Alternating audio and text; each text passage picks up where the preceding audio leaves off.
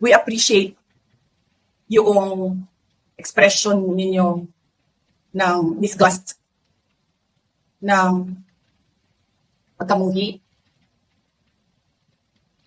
ng hopelessness, kasi it reflects kung ano yung nararamdaman ng marami, milyon. Alam ko yan, ma'am, kasi kahit saan ako pumunta, ako ang sinasabihan, binoto namin yan dahil sinabi mo, iboto namin.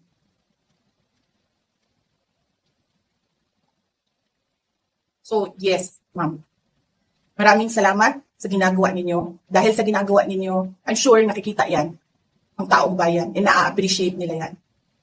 Marami sa ating mga kababayan ang gusto sumali sa inyo. Pero sa sobrang hirap ng buhay ngayon, hindi nila maiwanan yung mga trabaho nila at hanap buhay nila para pumunta sa daan. Bakit sila naghihirap? Bakit? Dahil sa gobyerno. Di ba dapat yung gobyerno natin ang nagpapagaan ng buhay ng tao? Bakit ang gobyerno natin ang nagpapahirap lalo sa tao? Kasi gusto ba nila lagi na lang mahirap ang mga tao para madali mapasunod? May mga lugar kami sa Mindanao na ganyan ang mga politiko. Gusto nila mahirap lahat. E bahugan lang nila og kwarta. Governor na sila, mayor na sila, congressman na sila. Hanapin niyo, ma'am, yung mga lugar na sobrang hirap sa Mindanao. Tingnan nyo anong gawain ng politiko. Pinapakain lang ng pera ang tao. Binabastos yung kanilang pagkatao.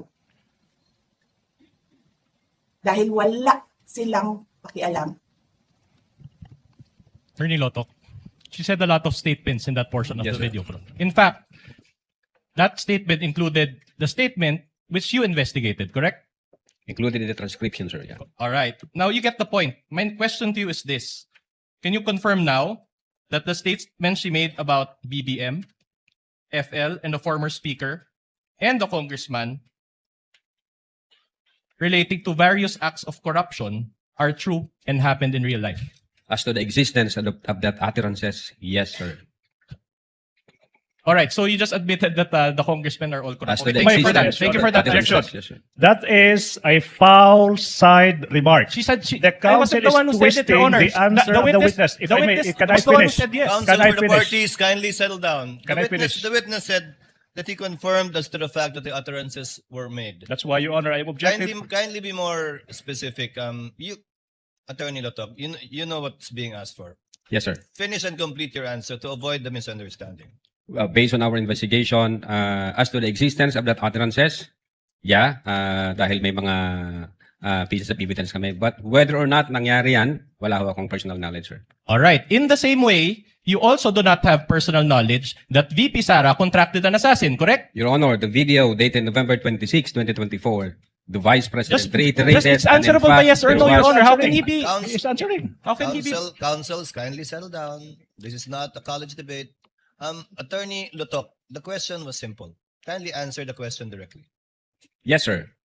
You That do not it- have personal knowledge. That utterances made by the Vice President that she contracted a person, I do believe that, sir, because of the pieces of evidence that we've gathered, sir.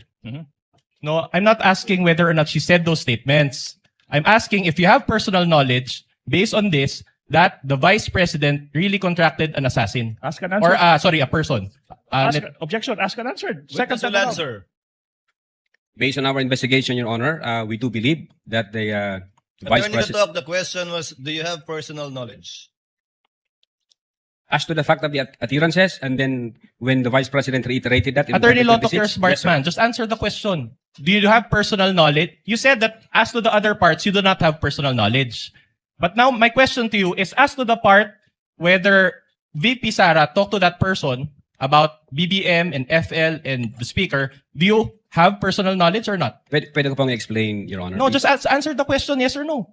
Your Honor, I think Attorney Lotok, this is not the first time you attended a trial. I'm sure counsel for the prosecutors and redirect will be able to clarify whatever you want to clarify. But in the meantime, answer the question of counsel for the respondent. Yeah. We do believe that the Vice President had contracted, but I don't have personal knowledge.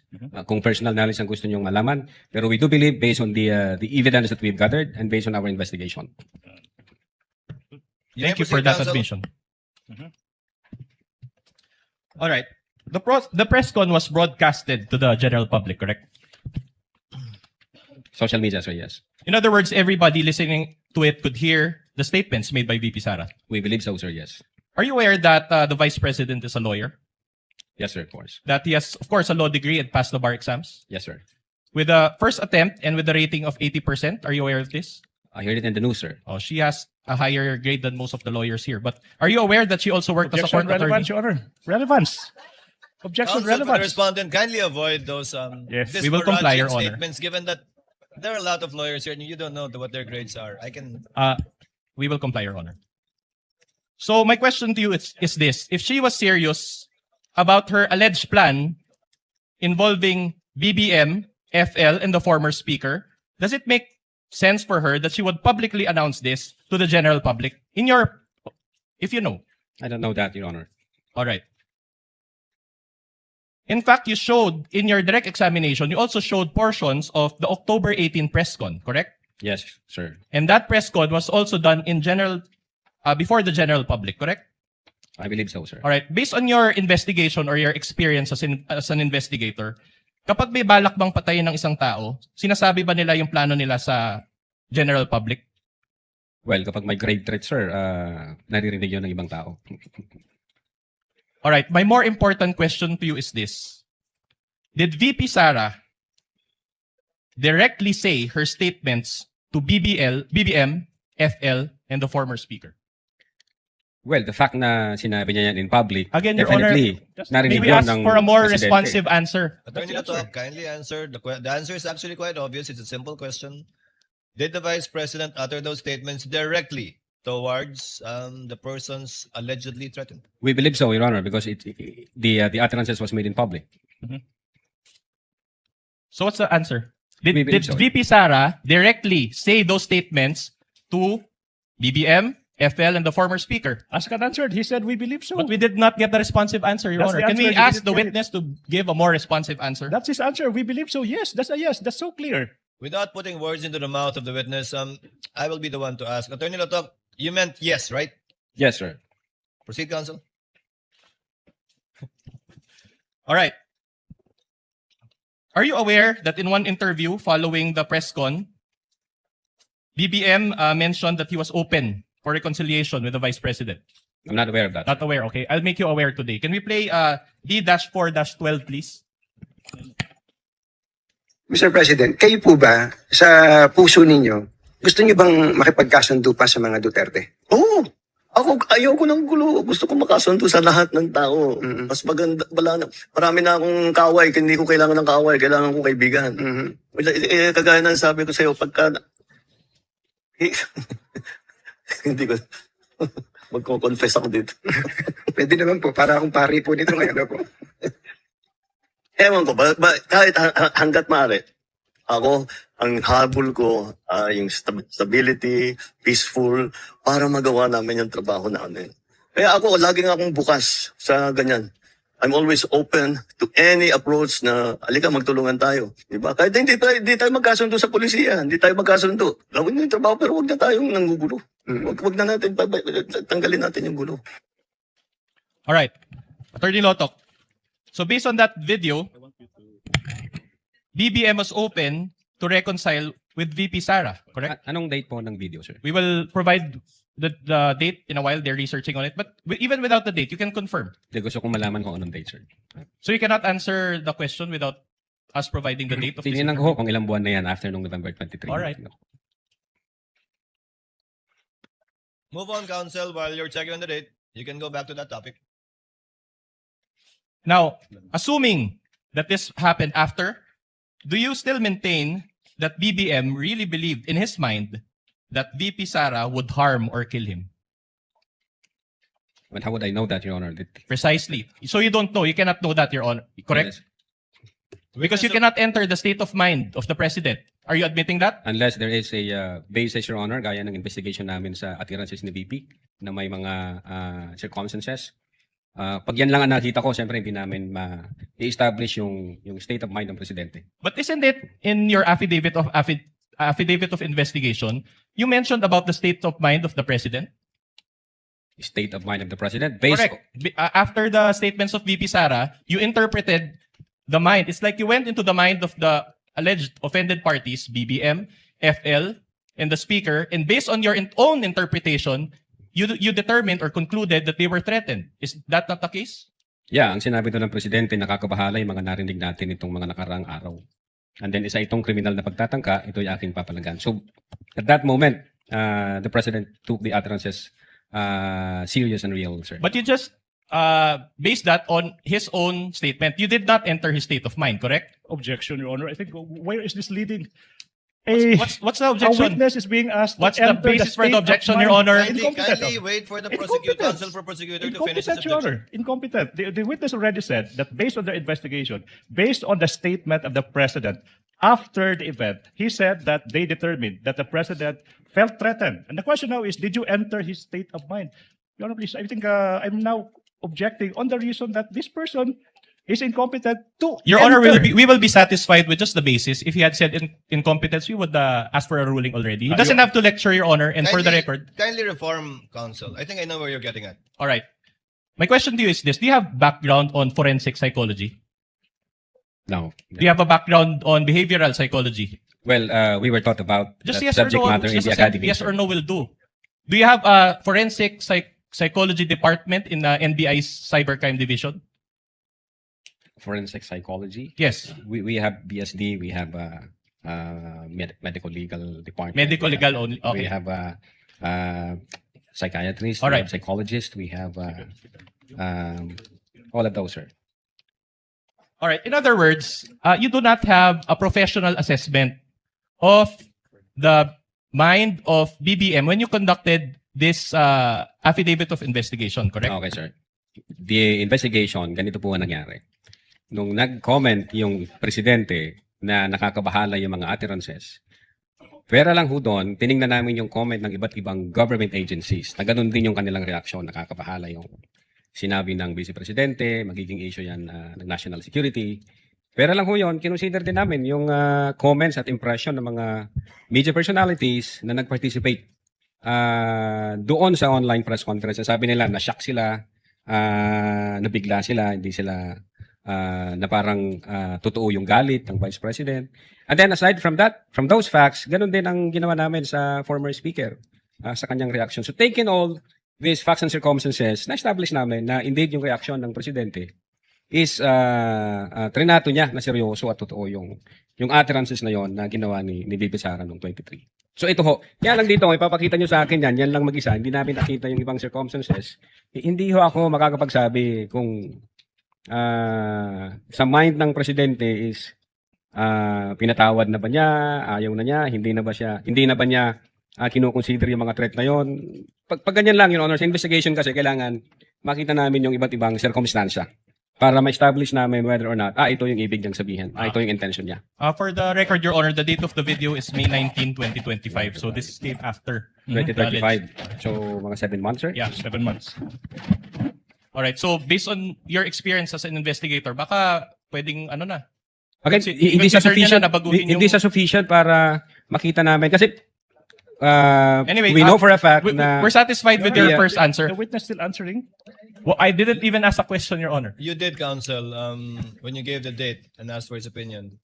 Kindly finish your answer. Thank you, Your Honor. We as lawyers, we know for a fact that the state of mind can manifest based on the overt acts of the speaker. So dito kasi, kung ito lang ang pagbabatayan namin, then we try to establish yung intent o yung state of mind ng presidente, kulang ho yan. So siguro kung may makikita pa kaming ibang circumstances na magpapatunay na binaliwala niya na yung utterances, pinatawad niya yung vice presidente, and things like that, then we can somehow said, mukhang ang totoo yung sinabi ng presidente na pinatawad na niya. Alright, but I'll move on to a different point. Before counsel for the respondent continues, what is the pleasure of Senator Judge Cayetano? Just one specific Alan? clarification on that point, just so that we don't lose the point. The With your gentleman permission, may proceed. Mr. Yeah. excuse me lang sa prosecution and sa defense. Witness, one point lang, maybe one Yes, or sir. two question on that Yes, point. Your Honor. Sabi mo, the President, sa pananaw mo, and yung iba, Speaker Martin felt threatened. Base doon sa investigation namin, sir. Base sa investigasyon at base sa video. Base sa video, sa investigation, at sa ibang testimony. So if they felt threatened, that means tingin nila totoo yung sinabi ni VP Sara na patayin sila. Kasi If they wouldn't feel threatened if they don't think na she meant it, na patayin silang tatlo, right? In our investigation, they trinato nila yung utterances as seryoso. Yes. So Banta they ito. won't feel threatened unless tingin nila seryoso yung threat. According to them, seryoso yung threat, Yes. sir. Okay. But the threat was, pag pinatay niyo ako, papatayin ko kayo. So kung hindi naman nila sila balak patayin, why would they feel threatened?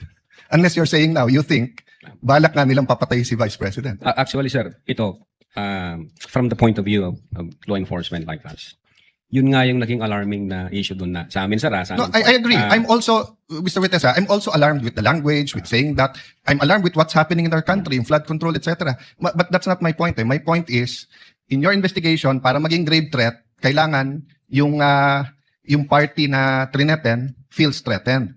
Pero ang sinabi ni VP Sara, pag pinatay ako, patayin silang tatlo.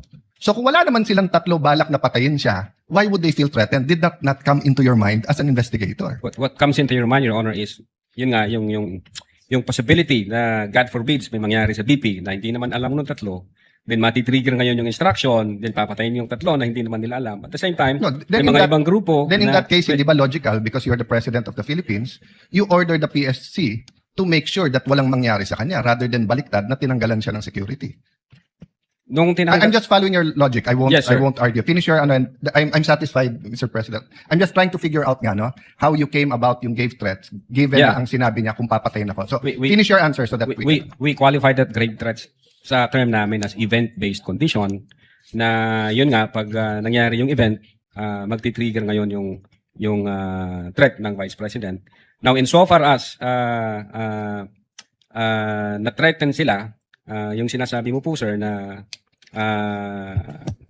pag namatay si Vice President tsaka papatayin ngayon ng tao na inutusan niya yung tatlo ang isa sa alarming na very alarming part na nakita namin yung mga sasakay ho na grupo po kasi God forbid pwedeng mawala ang Vice Presidente but not necessarily sila yung dahilan, pwedeng namatay siya for one reason or the other. Then ang impression na ng marami ang may kasalanan nito yung tatlo. So again magkakalabo-labo na yan. May sasakay na sa issue thinking na pag pinatay nila yung tatlo ang sisisihin ngayon yung kampo ni Vice Presidente kasi may attirances na ginawa ang Vice Presidente to that effect. So yun ho yung sa investigation namin. Now insofar as pumasok ho yung elements ng grave threats, yeah, we believe na pumasok yung elements ng grave threats kasi nasatisfy ho lahat ng elements ng grave threat based on the revised manual. I'm assessing your answer but malayo na malapit yung sagot mo dun sa triggering events kasi parang logical, di ba? Dahil sinabi niya yon baka may gumawa. Hindi nga magtre-trigger, papatay sa kanya. So para matrigger na patayin ang Pangulo, you're saying that VP Sara is asking other people to kill her so that they can kill Marcos. Di sana sinabi na lang niya patayin niyo si Marcos. Sabi mo i-trigger but anyway, I'm trying to process but hindi logical yung sinabi mo that event will trigger. Because the event that will trigger the assassination on the tree is the killing of the Vice President. And the Vice President will not tell people, kill me so that you kill them. Precisely, Your Honor. Ang death kasi, for instance, mamatay yung Vice Presidente, it does not necessarily follow na yung tatlo yung lang papatay base doon sa attirances. Pwede kasing mamatay yung Vice Presidente for one reason or the other. And again, since wala makakalam kung sino ang pumatay dyan, ang impression ng mga tao ngayon, matitrigger ngayon yung instruction. Pag na-trigger yung instruction, pwede ngayon sumakay yung iba-ibang grupo, thinking na kahit mabulilyaso ang sisisihin dito, ang Vice Presidente, kasi nga may attirances na ginawa ang Vice Presidente in public. From the point of view of law enforcement, ang gulo nun, Your Honor, matter of national security. It's a matter of national security, Your Honor. Counsel